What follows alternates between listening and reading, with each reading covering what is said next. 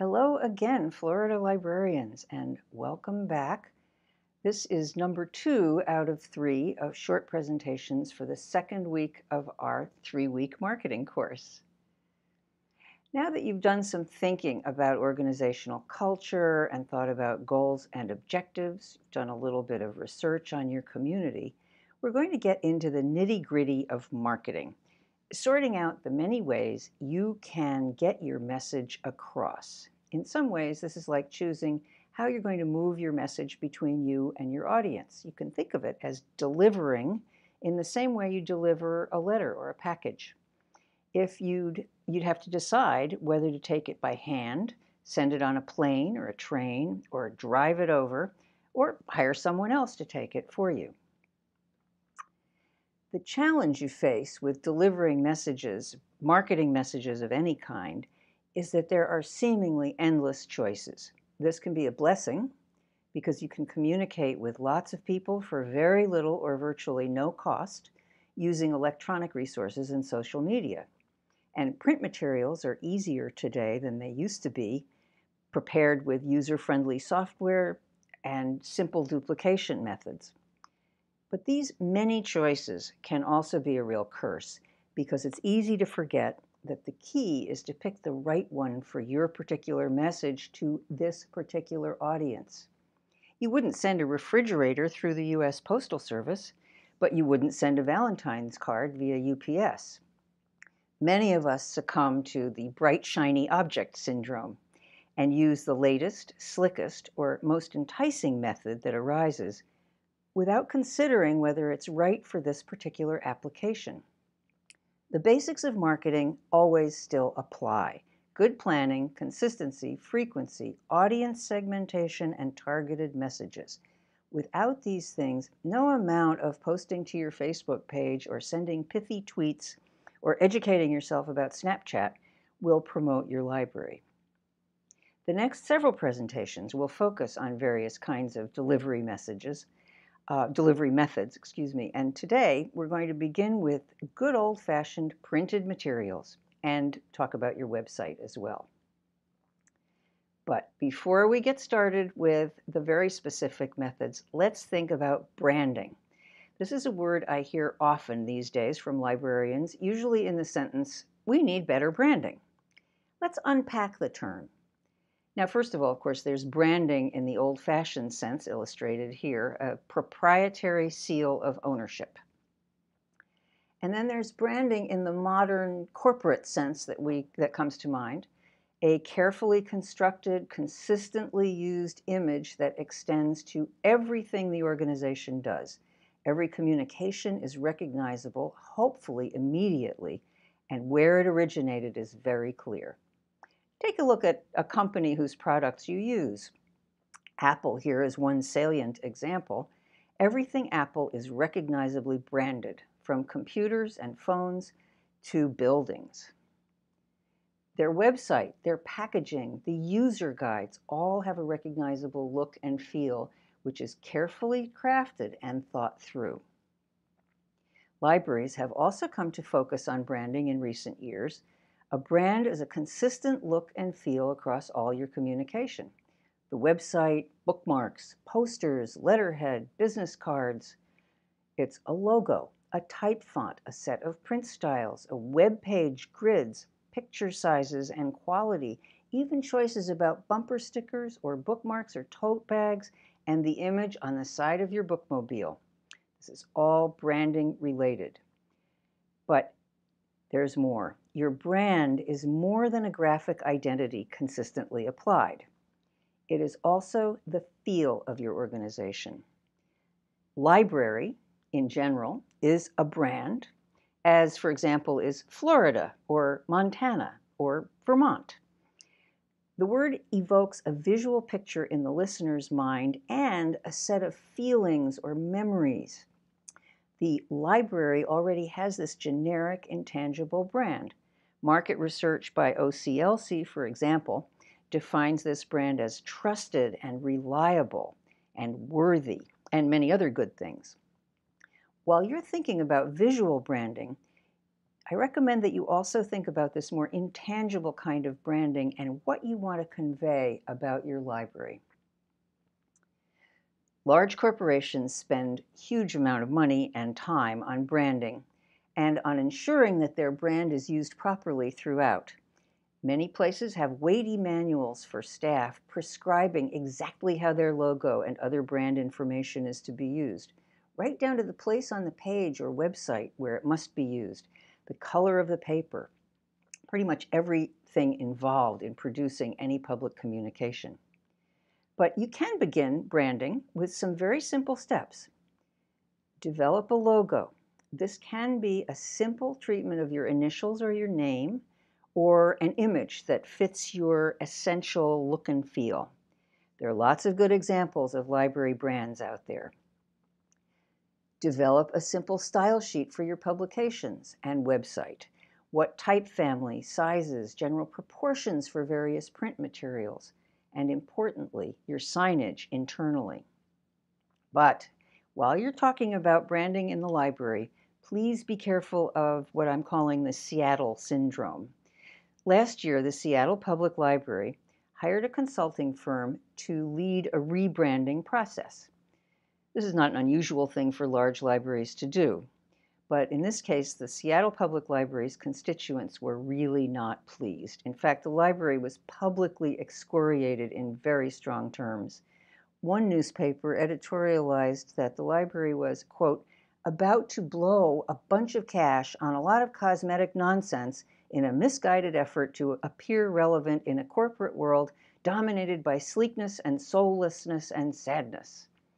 Strong words, and you certainly don't want to invite those. Remember that part of the library brand is not necessarily sleek.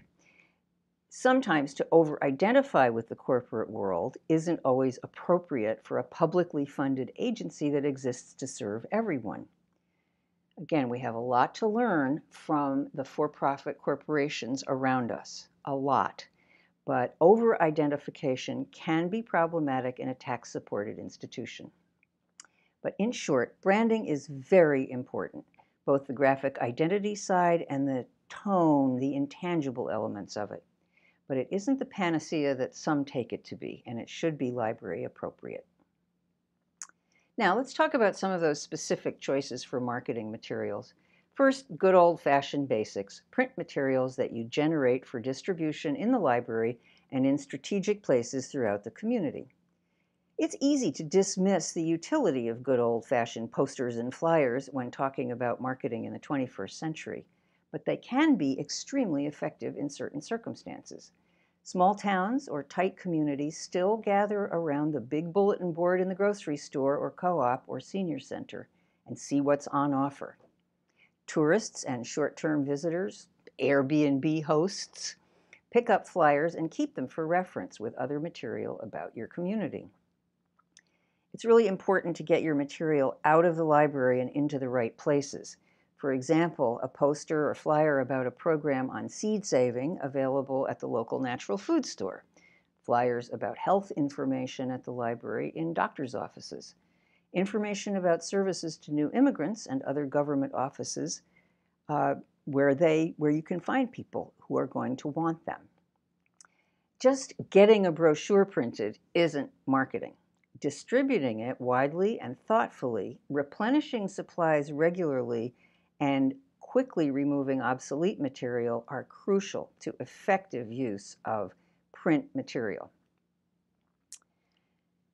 Now, the press and libraries are sisters in the information business, and the value that we are crucial to creating an informed citizenry as well as a source of fun, both of us.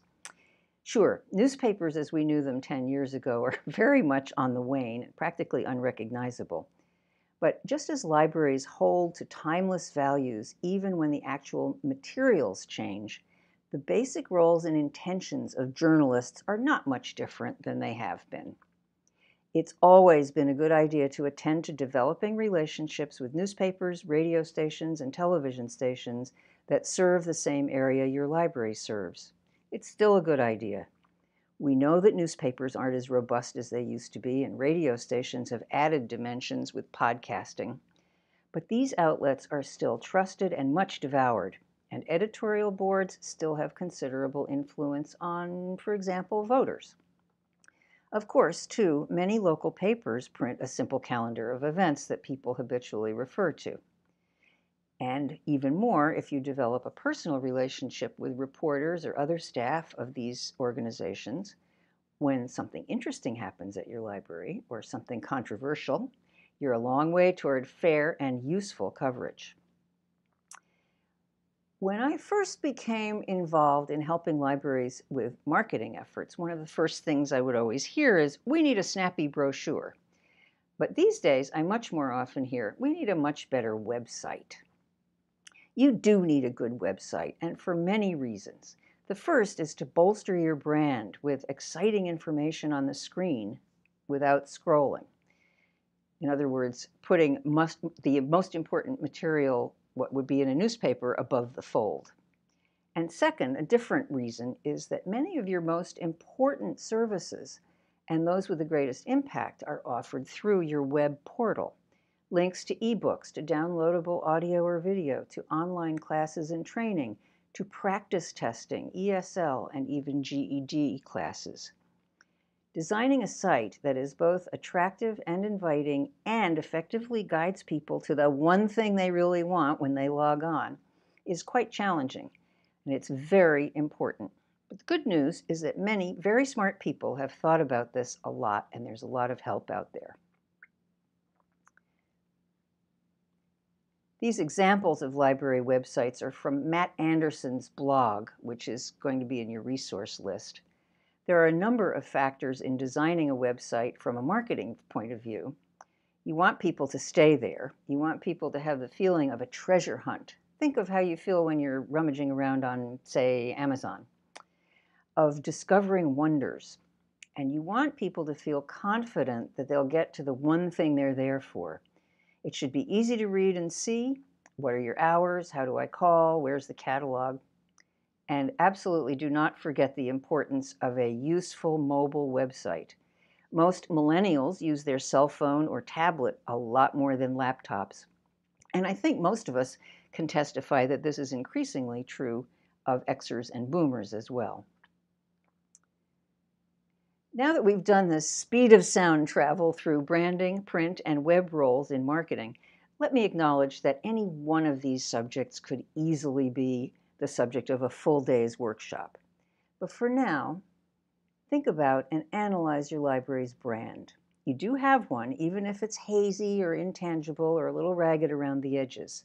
Think about what you could do to tighten it up and make it more accurate reflection of what you want people to think of the library.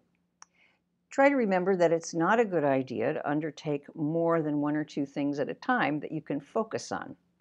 Just cranking out one flyer or brochure after another because you've always done that is also not an effective way to increase attendance at your programs. Instead, stop and focus. How are your materials distributed? Are they current? Do you ask people how they heard about a particular program or service? What sense do you have of the return you're getting on time you put in on various activities, print, the press, the website? In the next presentation, we're going to talk about one of the most important vehicles to deliver your message: social media and email. And I will see you next time.